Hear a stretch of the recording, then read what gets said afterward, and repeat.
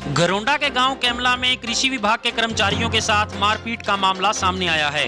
प्राप्त जानकारी के अनुसार कृषि विभाग के 2 कर्मचारी गांव कैमला में फसल अवशेषों को जलाए जाने की सूचना मिलने के आधार पर जब गांव में पहुंचे और आग लगाने से रोकना चाहा तो उन पर लाठी डंडों से हमला कर दिया गया और उन्हें कई घंटों तक बंधक बना लिया गया। जैसे ही इस मामले की सूचना पुलिस को मिली तो पुलिस ने अपनी कार्रवाई शुरू कर दी। देखें पूरी खबर और अधिक से अधिक शेयर करें। विजय जी, क्या घटना घटी आपके साथ आज? आज मैं और अभिषेक 3 बजे करीब जी, जो सैटेलाइट से FLE लोकेशन आती है जी, वो देखने के लिए गए हुए थे कैमला गांव में। वहाँ पे हमने वो लोकेशन देख के और हम फिर फील्ड में घूम रहे थे।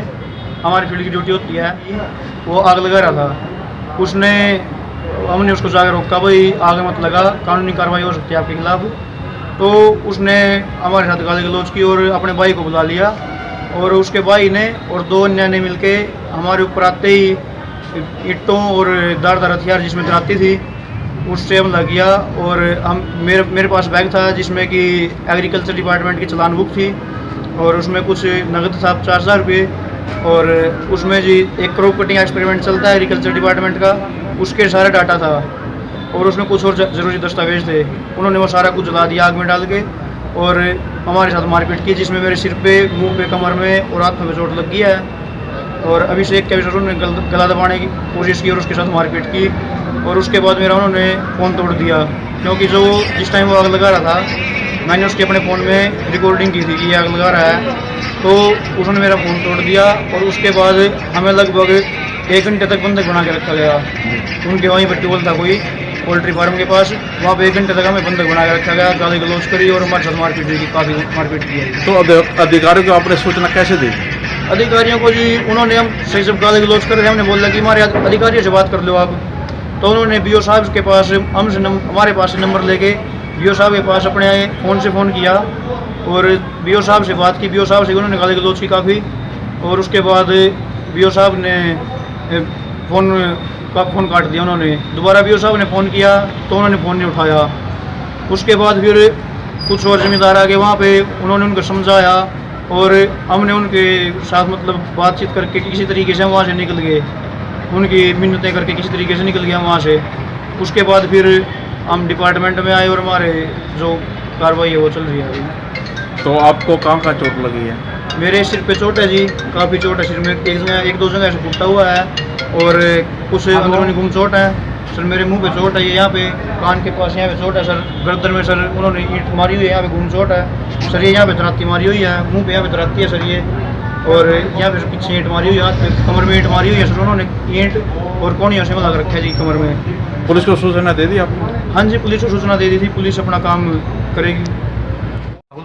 राहुल दैया जी, उसके साथ आज आपके अधिकारी के साथ कोई घटना घटी है, कौन से गांव में घटी है ये घटना? कैमला गांव में घटी है जी। जी, आज मेरे पास फ़ोन आया मेरे कर्मचारी का, तो पीछे से आवाज़ आती छोड़ दे, तो मुझे आभास हुआ कि कुछ दुर्घटना घटी है। तो मैंने अपने और साथी कर्मचारियों को बोला, भाई जाओ, अभिषेक था लड़के का नाम जिसका फ़ोन आया था, जाओ एक बार देख के आओ, शायद कुछ दुर्घटना घट रही है। तो मैंने 2 बंदों को भेज दिया उसी टाइम।